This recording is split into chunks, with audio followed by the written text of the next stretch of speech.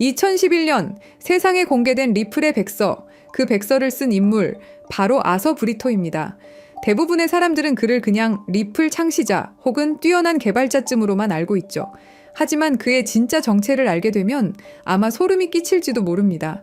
아서 브리토는 철저히 베일에 쌓인 인물입니다. 리플의 공동 창립자이자 핵심 개발자였지만 그의 얼굴을 본 사람조차 거의 없습니다. 지금도 연락이 닿는 건 극소수 리플의 초기 개발팀 정도라고 알려져 있죠. 그런데 여기서부터 이야기는 이상하게 흘러갑니다.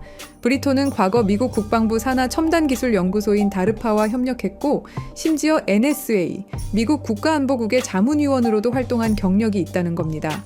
그리고 놀라운 건 현재 리플의 최고 기술 책임자이자 수석 개발자인 데이비드 슈워츠 역시 바로 NSA 출신입니다. NSA가 어떤 곳인가요? 2013년 내부 고발자 에드워드 스노든이 세상에 폭로한 그 이름, 미국 전역을 대상으로 불법 감청과 감시를 벌이던 그야말로 딥스테이트의 핵심 정보기관으로 지목된 바로 그 조직입니다. 여기서 우리가 주목해야 할 건 이건 더 이상 단순한 개발자의 경력이 아니라는 겁니다. 브리토와 슈워츠는 딥스테이트와 암호화폐를 연결짓는 결정적 인물일 수 있다는 거죠.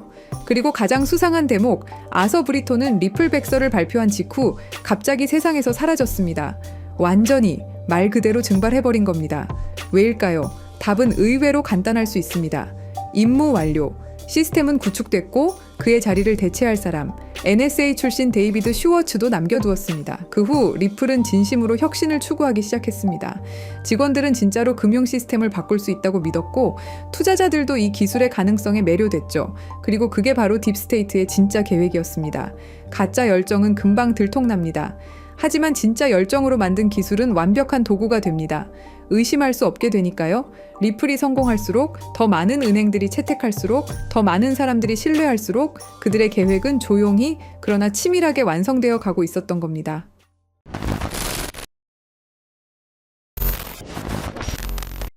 사실 리플의 구조는 처음부터 뭔가 이상했습니다. 리플은 RPCA라는 방식으로 거래를 처리합니다.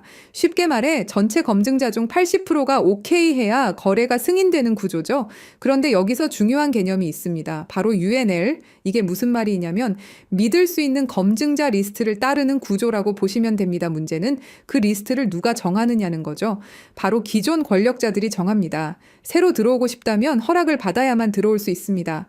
겉보기엔 마치 모두가 자유롭게 참여하는 개방된 시장 같지만 속을 들여다보면 결국 소수의 권력자들만 투표하는 시스템이죠. 국민 투표합니다 라고 해놓고 미리 짜인 대표들만 투표권을 갖고 있는 구조와 다를 바 없는 겁니다. 이 구조 자체가 딥스테이트가 설계한 통제 시스템일 가능성이 있다는 게 저의 생각입니다. 그리고 딥스테이트는 리플에게 계획적으로 시련을 주는데요. 바로 SEC의 소송이죠. 여기서 잘 한번 생각해 보시면 SEC는 수천 개가 넘는 코인들 중에 왜 하필 리플에게 소송을 걸었을까요? 이건 단순한 규제가 아니라 치밀하게 짜여진 스토리일지도 모릅니다. 리플은 정부와 맞서 싸우는 암호화폐다라는 이미지를 심어주는 거죠. 그래야 사람들에게 리플은 정부와 싸우는 코인이다라는 이미지를 심을 수 있으니까요. 그리고 여러분도 아시다시피 리플의 승리로 인해서 정부를 이긴 영웅처럼 포장되죠. 그렇다면 딥스테이트는 이 모든 시나리오를 어떤 힘이 있길래 가능하게 할 수 있었던 걸까요?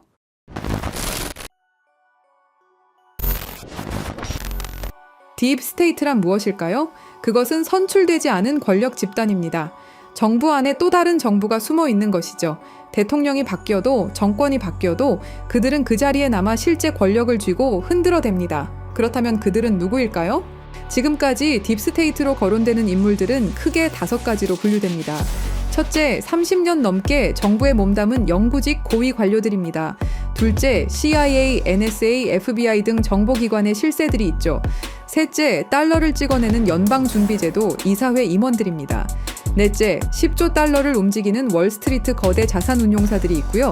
다섯째, 전쟁을 통해 이익을 얻는 군산복합체 경영진들이 있습니다. 이들의 공통점은 뭘까요? 정권이 바뀌어도 자리를 지키며 진짜 게임을 조종한다는 것입니다. 트럼프가 와도 바이든이 와도 다시 트럼프가 와도 그들은 여전히 그 자리에 있습니다. 그리고 지금 그들의 목표는 현금을 완전히 없애고 모든 거래를 추적 가능한 디지털 화폐로 바꾸는 것입니다.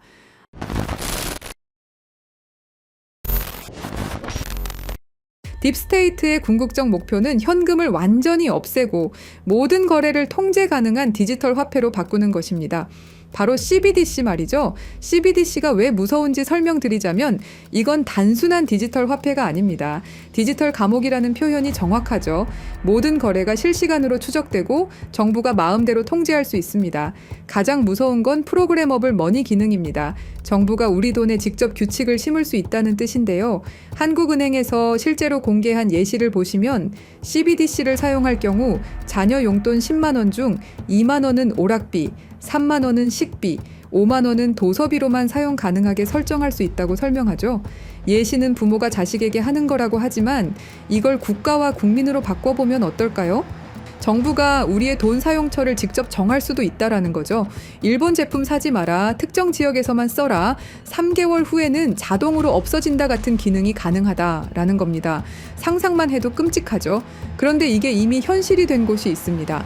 바로 중국이죠. 중국의 사회 신용 시스템은 10억 대의 CCTV로 실시간 감시하면서 구매 내역 하나하나로 점수를 매깁니다. 담배 사면 감점, 기저귀 사면 가점. 점수가 낮으면 기차표도 살 수 없죠. 실제로 2020년까지 490만 명이 항공여행 금지, 165만 명이 기차여행 금지를 당했습니다. CBDC가 도입된다면 이런 일이 전 세계로 확산될 것이 분명하고요. 그렇게 된다면 모든 거래 실시간 추적, 언제든 계좌 동결 가능, 사용처를 정부가 제한, 돈의 유통기한 설정, 개인 신용점수에 따른 차별이 가능해지게 됩니다. 이게 딥스테이트가 100년 동안 꿈꿔온 완전 통제 사회죠.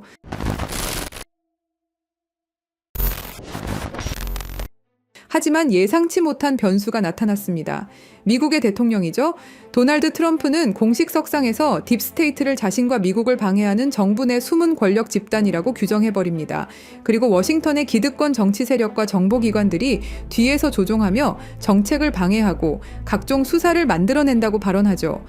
트럼프는 이 딥스테이트를 미국의 적이라 말했고 재임 중엔 이들의 기밀 접근을 차단하는 조치도 취했습니다. 딥스테이트를 청산해야 할 내부의 적으로 보고 있고 반드시 제거하겠다고 다짐했었죠. 그러면서 트럼프가 CBDC를 제외시키고 선택한 게 바로 스테이블 코인입니다. 트럼프 대통령은 달러 기반 스테이블 코인은 달러의 지배력을 더욱 강화하는 데 기여할 것이라고 강조했습니다. 그리고 2025년 7월 18일 트럼프 대통령이 지니어스 법에 서명하면서 스테이블 코인의 법적 기반이 완성되었습니다. 이건 딥스테이트의 CBDC 계획에 대한 직접적인 도전장이었죠. 이제 두 시스템이 정면으로 충돌하고 있습니다.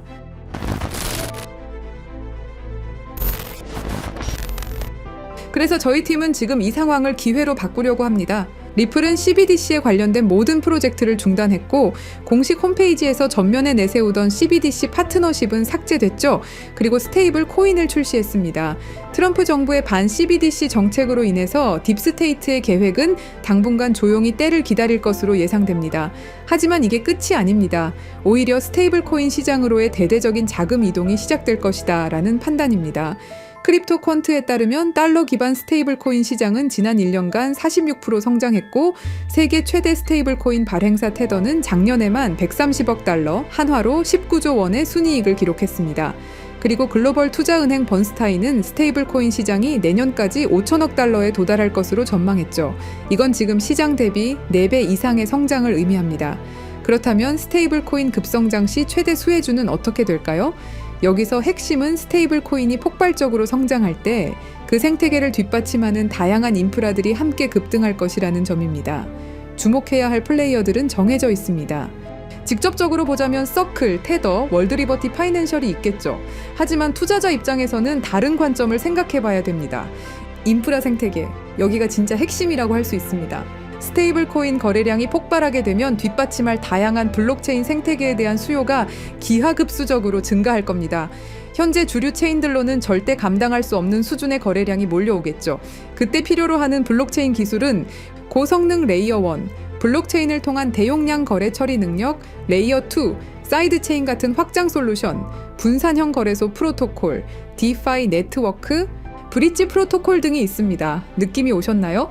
우리는 이 흐름으로 최대 수혜를 받을 수 있는 프로젝트에 투자를 해야 됩니다.